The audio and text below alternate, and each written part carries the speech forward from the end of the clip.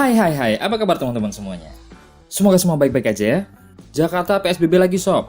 Sedih dengarnya kalau banyak yang kena corona gini. Tapi pemerintah udah mencoba berbagai cara untuk menjaga ekonomi tetap bergerak.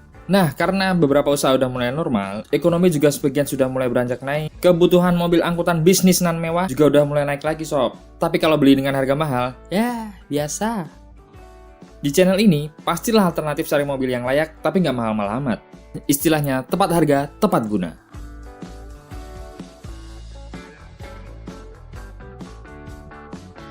Ngomongin mobil angkutan mewah, pasti teman-teman sudah familiar sob sama Alphard. Mobil ini adalah mobil andalan para artis atau pengusaha untuk mobil perjalanan dinasnya. Tapi kalau kita yang beli sob, terus disetirin sendiri, ya jadinya malah kayak supir. Karena malah kayak supir dan harganya masih lumayan mahal, kita cari alternatifnya sob dengan kenyamanan yang sama. Yang tabungannya belum cukup kayak aneh, pantengin aja dulu sob, beli mah belakangan. Let's go, inilah mobil sekelas Alphard yang harganya cuma 70 jutaan. Yang pertama, ada Nissan Serena Highway Star tahun 2005.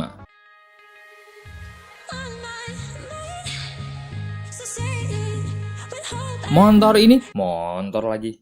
Mobil ini adalah mobil yang paling mirip sama Alphard sob.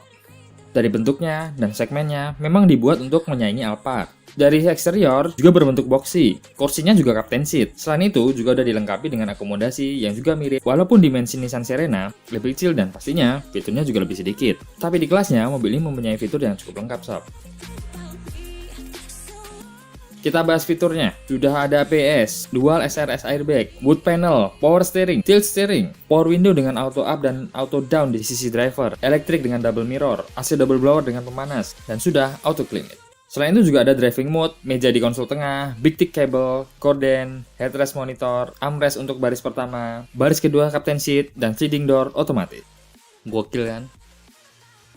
Kalau ngomongin mesin yang dipakai mobil ini berkode GR20DE 2000cc, 4 silinder dual CVT dengan tenaga yang dihasilkan bisa mencapai 160 horsepower dan torsinya 200 Nm.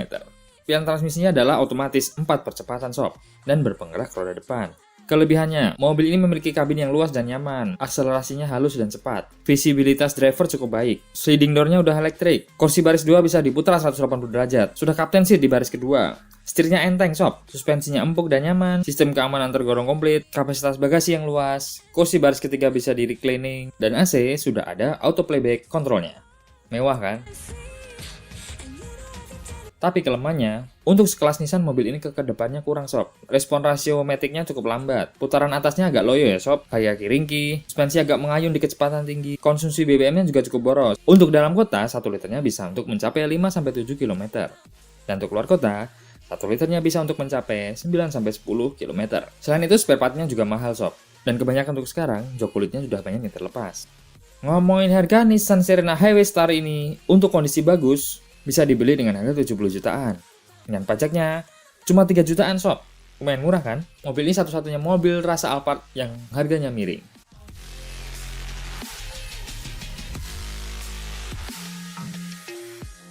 Yang kedua, kita ke negara gingseng, yaitu Zimbabwe.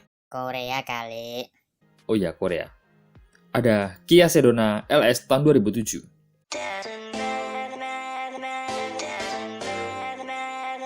Sedona bisa dikatakan facelift-nya dari Kia Carnival sob, karena punya bodi dan interior yang hampir mirip, walaupun fiturnya ada beberapa yang downgrade sob. Tapi diklaim memiliki mesin yang lebih one-tech dibandingkan dengan Kia Carnival. Mesin yang digunakan juga tergolong besar, yaitu V6 dengan kode KV6 2500cc 6 silinder 24 katup DOHC. Dengan tenaga yang dihasilkan bisa mencapai 48 horsepower dan torsinya 224 Nm. Gede kan? Untuk pilihan transmisi, mobil ini punya 2 pilihan ya sob, matic 4 percepatan dan manual 5 percepatan. Kita bedah fiturnya sob. Fiturnya tidak selengkap Carnival, tapi masih termasuk lengkap lah. Sudah ada electric mirror, electric power steering, power window, AC triple blower, audio single din, reverse electric seat, captain seat, 2 shot cup holder, rear defogger, power outlet dan rear wiper. Lengkap kan John? Ngomongin kelebihannya, mobil ini diunggulkan punya akomodasi dan kenyamanan kabin yang sangat baik. Fiturnya lengkap sob, AC-nya sudah ada di tiap baris kursi. Kursi tengah captain seat yang bisa diputar ke belakang. Suspensinya nyaman, kedepan kabin cukup bagus. Kabinnya lapang sampai baris ketiga. Urusan mesin juga bandel sob, dan tenaganya besar. Akselerasinya bertenaga, handlingnya tergolong stabil, body rollnya minim. Bahkan buat kebut-kebutan di tol masih stabil sob. Tapi kelemahannya, mobil ini desainnya kurang menarik, terutama eksteriornya. Perawatannya harus rutin karena udah usia, cepatnya cukup mahal sob, dan hanya tersedia di kota-kota besar. Radius putarnya masih terlalu besar, walaupun diklaim lebih kecil dari Carnival. Dan susah menemukan montir yang pengalaman dengan mobil ini. Ngomongin BBM, untuk V6 tergolong irit sob. 1 liter bisa untuk mencapai 6-8 km dalam kota. Dan untuk keluar kota, 1 liternya bisa untuk mencapai 9-11 km. Untuk harga mobil ini di tahun 2020 bisa dibeli dengan harga di bawah 70 jutaan ya sob. Dan pajaknya murah banget sob, 1,6 jutaan. Number 3, ada Toyota Previa tahun 2002.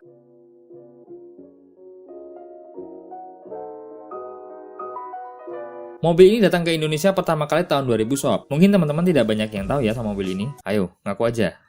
Wajar lah kalau nggak tahu. Ini karena dari awal datangnya mobil ini kurang laku dijual di Indonesia. Banyak yang bilang desainnya mirip endok sob. Kalau di Jepang dan beberapa negara, mobil ini namanya Toyota Estima. Mobil ini juga dikenal Camry versi mobil keluarga karena partnya sama seperti Toyota Camry dan kenyamanannya juga seperti Toyota Camry. Untuk fitur dan akomodasinya mirip Alphard Shop dengan konfigurasi captain seat dan sliding door. Ngomongin mesin, mobil ini membawa mesin berkode 2AZ FE 2400cc, 4 silinder 16 katup, DOHC VVTi, dan tenaga yang dihasilkan bisa mencapai 157 horsepower. Dan torsinya 225 Nm. Untuk pilihan transmisi cuma ada satu sob, yaitu Matic 4 percepatan. Nah, kalau ke fiturnya sudah ada power steering, power window, electric mirror, captain seat, audio double din, AC double blower, rem ABS, dual SRS airbag, dan steer switch control. Keren kan? Kelebihannya banyak sob mobil ini. Salah satunya adalah performa mesin yang sangat bertenaga dan responsif. Mesinnya terkenal bandel dan awet. Desainnya aerodinamis, suspensinya nyaman sob. Handlingnya tergolong stabil di kelasnya. Akomodasi kabin lengkap, kabinnya nyaman, kekedapan sangat baik, dan sudah memakai captain seat di baris kedua. Tapi kekurangannya, mobil ini sangat langka sob, apalagi di luar Pulau Jawa. Tidak bisa diparkir paralel karena transmisinya nggak ada pilihan netral sob. Dan karena mobil ini setara Camry, spare partnya nggak mahal. Dan BBM-nya minimal menggunakan Pertamax. Dan juga BBM-nya terkenal boros. 1 liternya, mobil ini bisa untuk mencapai 6-7 km dalam kota sob. Dan luar kota, 1 liternya hanya bisa untuk mencapai 8-9 km. Toyota Previa tahun 2002 ini tahun 2020 untuk sekarang ini dijual dengan harga 70 jutaan sob. Tapi pajaknya agak lumayan mahal, 4 jutaan ya sob. Nomor 4, ada mobil kesukaan Mimin sob. Ada Honda Odyssey tahun 2003.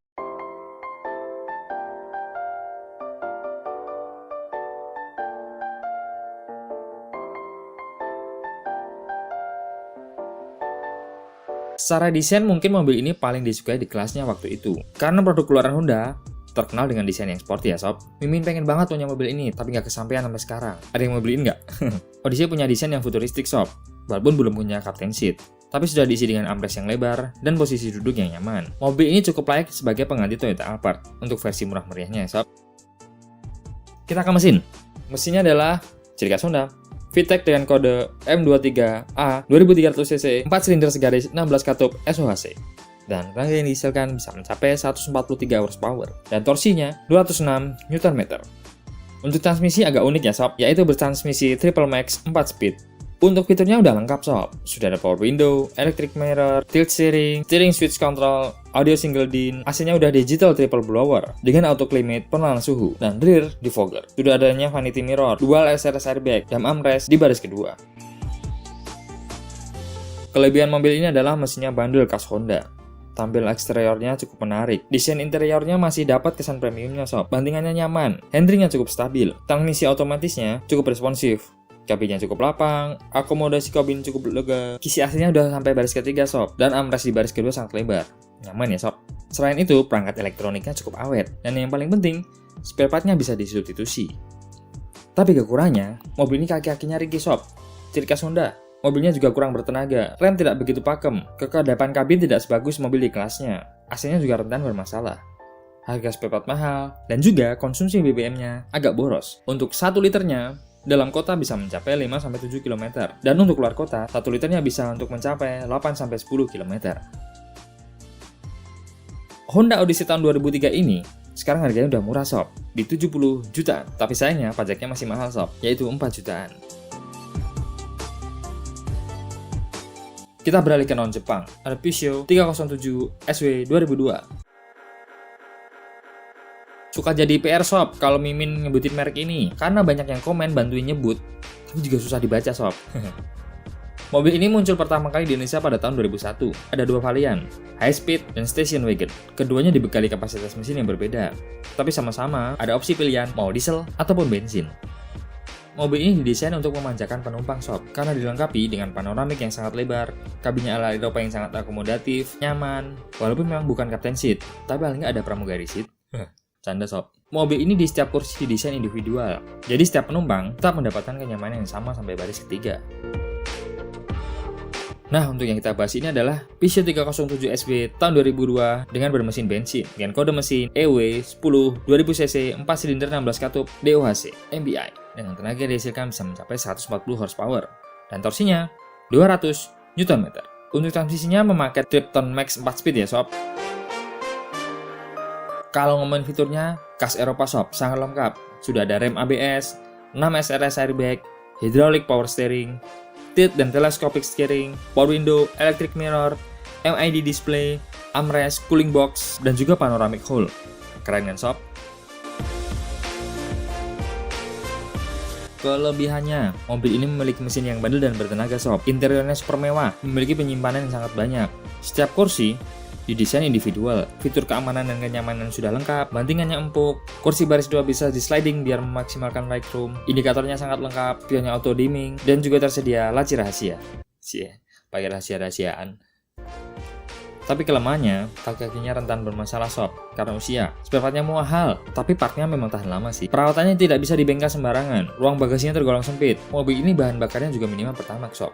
Yang kalau mandi masih pakai gayung berbentuk lope-lope, mundur dulu sob. Ngomongin BBM, 1 liternya bisa untuk mencapai 5-6 km dalam kota.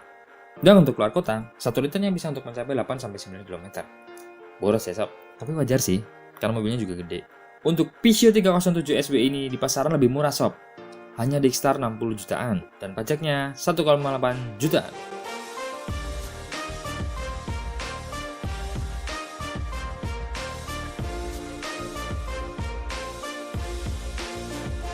Yoi, itulah tadi sob, mobil-mobil kelas Alphard yang harganya cuma 60-70 jutaan. Buat ngerasa nyaman dan memang gak harus mahal sob, mending duitnya bisa dipakai buat yang lain. Buat bikin usaha, buat nyenengin orang tua, nyenengin keluarga, dan nyenengin diri sendiri, ya nggak? Terima kasih yang udah nonton sampai akhir. Untuk teman-teman yang setia nonton ini, saya doakan selalu dilimpahkan rezekinya, berkah, sehat selalu, lancar usahanya, dan sukses di dunia dan akhirat. Amin. Thank you for watching. Kita ketemu lagi di episode berikutnya. Dan seperti biasa, I'll be back. Assalamualaikum warahmatullahi wabarakatuh.